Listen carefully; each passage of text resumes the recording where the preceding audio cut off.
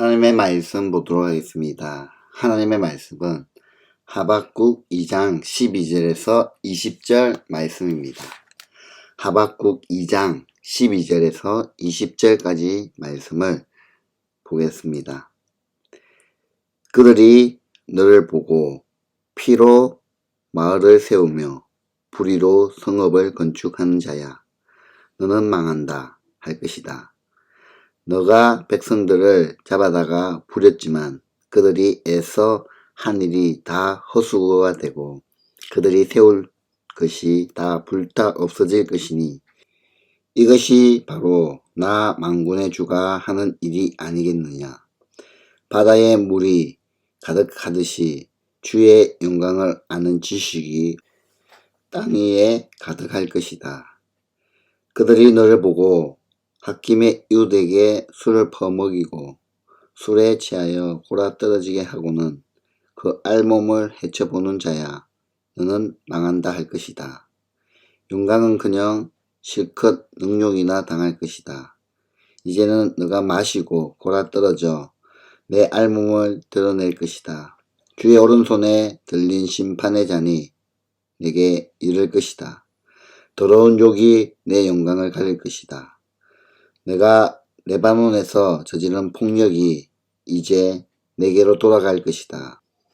내가 짐승을 잔인하게 죽였으나 이제는 그 살육이 너를 덮칠 것이다. 사람들을 학살하면서 땅과 성읍과 거기에 사는 주민에게 폭력을 휘두르기 때문이다. 우상을 무엇에다 쓸 수 있겠느냐? 사람이 새겨서 만든 것이 아니냐? 거짓이나 가르치는 부 만든 우상에게서 무엇을 얻을 수 있겠느냐? 그것을 만든 자가 자신이 만든 것을 의지한다고 하지만 그것은 말도 못하는 우상이 아니냐? 나무들어 깨어나라 하면 말 못하는 돌들어 일어나라 하는 자야. 너는 망한다. 그것이 너를 가르치느냐? 기껏 금과 은으로 입힌 것일 뿐 그 안에 생기라고는 전혀 없는 것이 아니냐. 나 주가 거룩한 성전에 있다. 온 땅은 내 앞에서 잠잠하여라. 아멘. 오늘 우리가 읽은 본문의 말씀을 통하여 사라질 영광, 채워질 영광이라는 제목으로 하나님의 말씀을 전가하도록 하겠습니다. 하나님은 이스라엘 유다의 죄악에 대한 심판의 도구로 바벨로니아를 들어 사용하십니다. 그러나 하나님은 때가 되면 이 바벨로니아도 그 죄악으로 반드시 심판하시겠다 말씀하십니다. 비록 지금은 그들이 강성할지라도 더딜지라도 때가 되면 반드시 그들을 심판하십니다. 이 약속을 신뢰하며 기다린 자는 믿음으로 사는 사람이다 라고 말씀드립니다. 2장 5절 이하에서부터 오늘 우리가 읽은 본문까지 바벨로니아가 심판을 받아야 하는 이유를 5가지로 구체적으로 설명하고 있습니다. 첫 번째 이유는 2장 5절에서 8절까지 내용으로 바벨론의 탐욕 때문이다 라고 설명하고 있습니다. 두 번째로는 9절에서 11절로서 바벨론이 부당한 이익을 취했기 때문입니다. 이것이 어제 본문에 나와 있는 말씀입니다. 오늘 본문은 바벨론이 심판받아야 할 3가지 이유를 더 설명하고 있습니다. 먼저 12절에서 14절에 의하면 다른 나라를 강탈하고 노동력을 착취하였기 때문에 심판을 받아야 합니다. 12절 말씀에 보니 그들이 너를 보고 피로 마을을 세우며 불의로 성읍을 건축하는 자야, 너는 망한다 할 것이다 라고 말씀합니다. 바벨로니아는 다른 나라를 정복하고 정복한 백성들을 노예로 삼아 그들의 피와 땀으로 자신들의 도시를 발전시켰습니다. 그러나 하나님은 그들의 이 모든 일들을 결국 허사로 돌리시고 말 겁니다. 13절의 말씀을 보면 너가 백성들을 잡아다가 부렸지만 그들이 애써 한 일이 다 헛수고가 되고 그들이 세운 것이 다 불타 없어질 것이니 이것이 바로 나 만군의 주가 하는 일이 아니겠느냐라고 하나님은 말씀하십니다. 선지자 하박국은 이런 악행은 결국 하나님으로부터 나온 것이 아니기 때문에 그들이 오래 가지 못할 것을 선언하고 있습니다.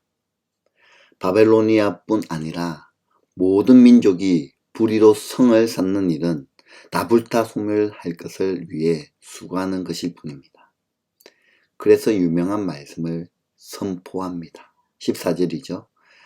바다에 물이 가득하듯이 주의 영광을 아는 지식이 온 땅 위에 가득할 것이다.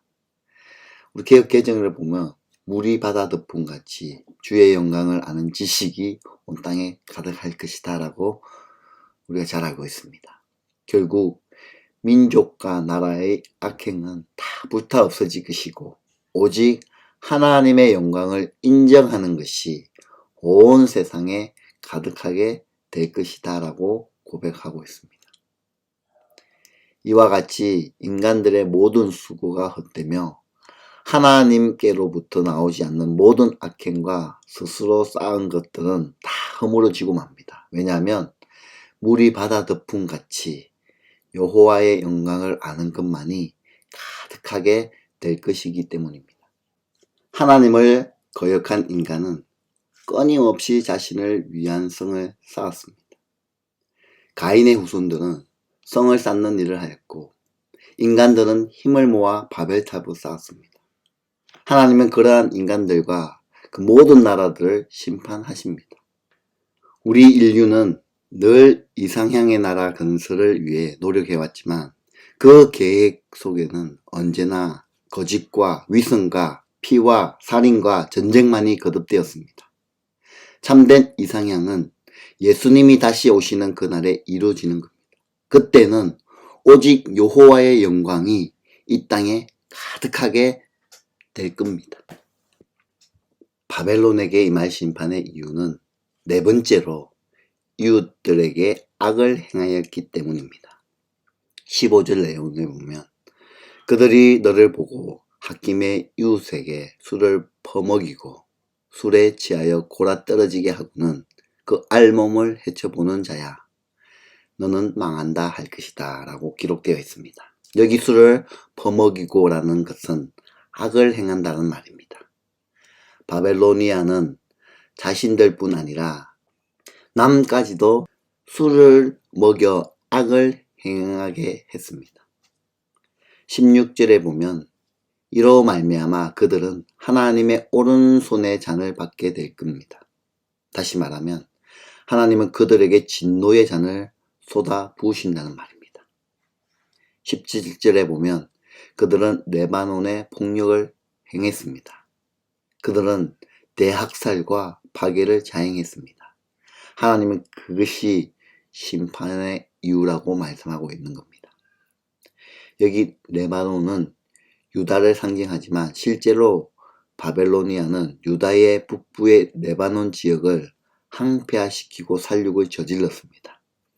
그들은 비록 하나님의 진노의 도구로 사용되었지만 하나님은 그들의 악과 교만을 간과하지 않으십니다. 결국 그들의 교만과 잔인함을 하나님은 심판하시는 겁니다. 바벨론이 심판을 받는 이유, 마지막 이유는 그들이 우상을 숭배했기 때문입니다. 18절 우상을 무엇에다 쓸 수 있겠느냐? 사람이 새겨서 만든 것이 아니냐? 거짓이나 가르치는 부어 만든 우상에게서 무엇을 얻을 수 있겠느냐? 그것을 만든 자가 자신이 만든 것을 의지한다고 하지만 그것은 말도 못하는 우상이 아니냐라고 하나님 말씀하십니다. 우상 숭배는 허무할 뿐 아니라 거짓 선생입니다. 거짓의 아비가 사단인 것처럼 거짓 선생은 우상입니다. 그렇다면 우상이 무엇입니까? 사도 바울은 로마서에서 우상이란 하나님의 진리를 거짓 것으로 바꾸어 피조물을 조물주보다 더 경배하고 섬김이라고 말하고 있습니다.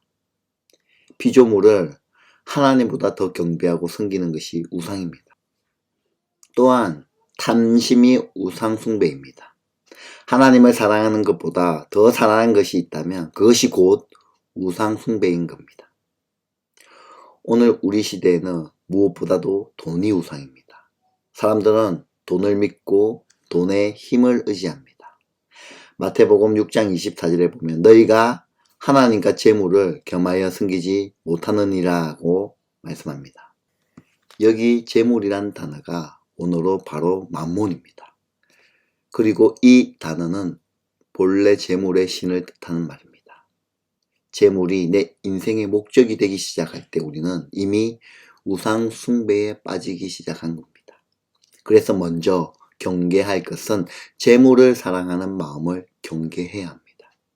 그것이 우상 숭배의 시작이기 때문입니다.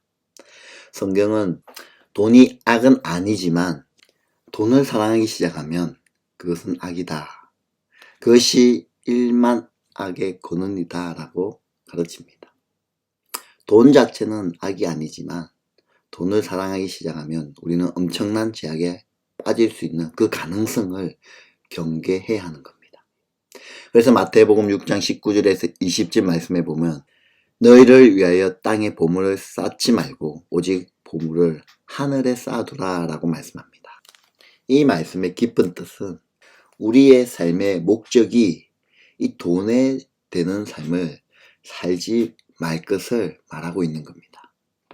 이처럼 우리가 하나님보다 더 사랑하는 것, 우리의 탐심, 무엇보다 돈을 사랑하는 것이 오늘 우리의 우상입니다.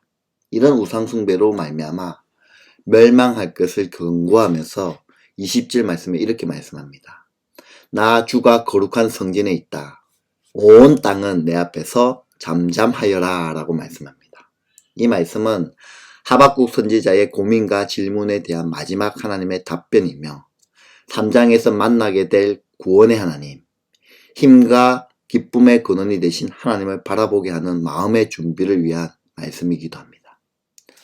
오늘날 많은 사람들이 우상을 섬기며 거짓된 이야기에 속고 있습니다. 이럴 때 우리는 세상에 따라 요동치며 바람에 나는 겨와 같이 흔들리지 말아야 합니다. 오직 하나님 앞에서 잠잠히 하나님을 바라보아야 하는 겁니다. 시편 46편 10절에 보면 너희는 가만히 있어 내가 하나님 됨을 알지어다 라고 말씀하고 있습니다. 하나님은 반드시 자신의 뜻을 이루어 가시며 그때 잠잠히 하나님을 온전히 신뢰하고 믿는 자들을 그 믿음으로 살게 하시는 겁니다. 그러므로 이 땅의 온갖 악행과 불의, 유혹과 고난 앞에서도 물이 바다를 덮음같이 하나님의 영광이 온 땅에 가득함을 바라보면서 악한 자를 반드시 심판하실 그 하나님의 심판과 구원을 잠잠히 바라보는 그런 믿음을 가지고 믿음으로 살아가는 저와 여러분의 삶이 되시기를 주님의 이름으로 축원드립니다. 기도하시겠습니다. 물이 바다를 덮음같이 하나님의 영광이 온 땅에 가득하는 것을 우리가 두 눈으로 바라보며 살아가게 하시고 악한 자를 반드시 심판하실 그 하나님의 심판과 구원을 잠잠히 바라보며 살아가는 저희들의 믿음이 되어지길 간절히 소망합니다. 이 아침에 겸손하게 주님 앞에 나와 엎드리는 주의 귀한 자녀들 있습니다. 우리의 생각은 내려놓고 오직 주의 영광을 위하여 주님의 나라를 위하여 살아가는 저희들의 삶이 되어지길 간절히 소망합니다. 이 시간 하나님보다 더 사랑하는 것들이 있다면 다 내려놓게 하여 주시고 하나님을 신뢰하며 하나님을 바라보며 믿음으로 걸어가는 주의 귀한 자녀들 될 수 있도록 은혜 베풀어 주시옵소서. 오늘의 삶을 하나님 앞에 올려드립니다. 우리의 가정을 하나님 앞에 올려드립니다. 나의 삶을 하나님 앞에 올려드립니다. 죄악에 빠져 사는 것이 아니라 정결한 삶으로 하나님 앞에 깨끗한 삶으로 살아가는 저희들의 삶, 저희들의 가정, 저희 교회가 되길 간절히 소망하오니 그런 은혜와 긍휼을 우리 가운데 부어 주시옵소서. 이 모든 말씀 살아계셔서 역사하신 우리 주 예수 그리스도의 이름으로 기도드리옵나이다. 아멘.